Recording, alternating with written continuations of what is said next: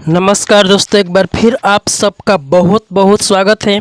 तो आज के हम इस वीडियो में देखने वाले हैं बिहार मेधा छात्रवृत्ति का गणित का यानी एसएटी का मैथ का क्वेश्चन है जो कि 76 नंबर है। और इस 76 नंबर क्वेश्चन को सबसे पहले हम देख लेते हैं। तो यहाँ पर लिखा गया है कि एक व्यवसाय में 3 व्यक्ति सुरेश, सुधीर और श्याम हिस्सा लेते हैं। सुरेश ने कुल पूंजी का 9/20वां भाग, सुधीर ने कुल पूंजी का 7/20वां भाग लगाया। यदि श्याम द्वारा लगाई गई कुल पूंजी 7,000 रुपये हो तो व्यवसाय की कुल पूंजी कितनी है। प्यारा सा क्वेश्चन और उतने ही प्यारा हम इसका सॉल्यूशन देने वाले हैं, तो वीडियो को लास्ट तक से ज़रूर देखिएगा। तो चलिए पहले हम जो लिखा गया है उसे हम शुरू लिख लेते हैं यहाँ पर, जो कि प्रश्न में दिया गया है। और यहाँ पर सुरेश और सुधीर 2 व्यक्ति का शुरू में मेंशन है। इन दोनों का हम नाम लिखेंगे यहाँ पर। ये है सुरेश, नाम जो हमने लिख लिया यहाँ पर, और एक व्यक्ति है सुधीर, और यहाँ पर ये भी हमने नाम लिख लिया ऑलरेडी यहाँ पर। ठीक, आप देख पा रहे हैं। अब इसके बाद क्या बोला गया है कि सुरेश जो है वह कुल पूंजी का, अगर आप ध्यान से इसमें देखेंगे तो 9/20वां भाग लगा रहा है सुरेश। तो सुरेश 9/20वां भाग, तो इसको हम यहाँ पर लिख रहे हैं कि 9/20वां भाग।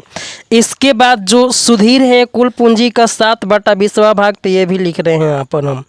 अभी तक से तो इसमें कोई डाउट नहीं है, क्योंकि ये ऑलरेडी प्रश्न में दे रखा है कि सुरेश जो है कुल पूंजी का 9/20वां भाग, सुधीर जो है कुल पूंजी का 7/20वां भाग, ये ऑलरेडी इसमें दिया गया है प्रश्न में, और यही हम यहाँ पर लिखे हैं। तो इसमें डाउट का कोई सवाल ही नहीं उठ रहा है। तो यहाँ तक आप उम्मीद करते हैं सभी को समझ में आ गया होगा। अगर हम बात करें कि ये दोनों की कुल मिलाकर के राशि कितनी हुई, तो इसके लिए जोड़ना पड़ेगा, और जोड़ेंगे तो ये जो है बाटा पे के ये जोड़ हो जाएगा, जो कि 20 में भाग देंगे। इसका एलसीएम लेंगे तो 20 ही आएगा, क्योंकि सेम है और सेम चीज़ का एलसीएम जो होता है ना वो सेम होता है। ठीक, अब इसमें भाग देंगे एक बार में 1 से 9 से गुणा करेंगे 9, इसमें भाग देंगे एक बार में 1 से 7 से गुणा करेंगे 7, और बीच में प्लस का निशान है तो प्लस लिख देंगे। अब जब इसको हम जोड़ेंगे तो 9 और 7 क्या हो जाएगा 16, और ये 16/20 आ जाएगा। तो आप देख पा रहे हैं कि दोनों का ये जो हिस्सा है कुल पूंजी का 16/20 भाग है। अगर इन दोनों को हम हिस्सा निकाल लें तो शेष भाग जो बचेगा वो कौन होगा, तो स्पष्ट रूप से आप देख पा रहे हैं इसमें 3 व्यक्ति हैं, और जब दोनों का निकाल देंगे सुरेश और सुधीर का, तो तीसरा वाला का हिस्सा बचेगा जो कि श्याम बचेगा। तो चलिए हम इस हिस्से को निकाल रहे हैं।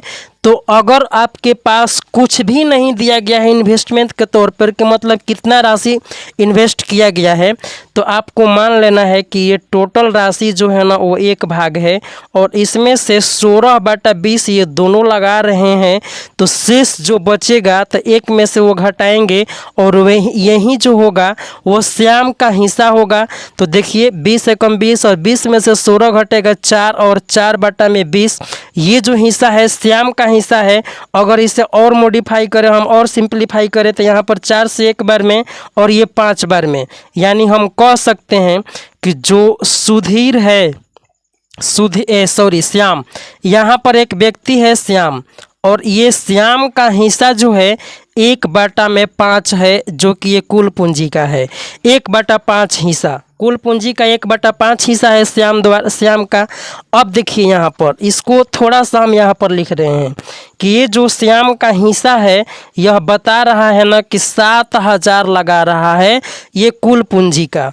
ठीक, मतलब कि श्याम का जो हिस्सा है 7,000 ऑलरेडी दे रखा है। लेकिन हम यहाँ पर जब देखें दोनों को निकाल करके हिस्सा, तो श्याम का हिस्सा आ कितना रहा है, तो 1/5 भाग, और 1/5 भाग जो है 7,000 के बराबर दिया गया है, क्योंकि ये जो है प्रश्न द्वारा जो है इसको सेटिस्फाई करना चाहिए, क्योंकि ये भी श्याम का हिस्सा है और ये भी श्याम का हिस्सा है। इस हिसाब से श्याम का हिस्सा 1/5 और प्रश्न में जो दिया गया है 7,000, तो दोनों जब श्याम का हिस्सा है तो दोनों को बराबर करना पड़ेगा। तो यहाँ पर ये दिखा रहा है तीर का निशान कि 1/5 जो है 7,000 के बराबर है।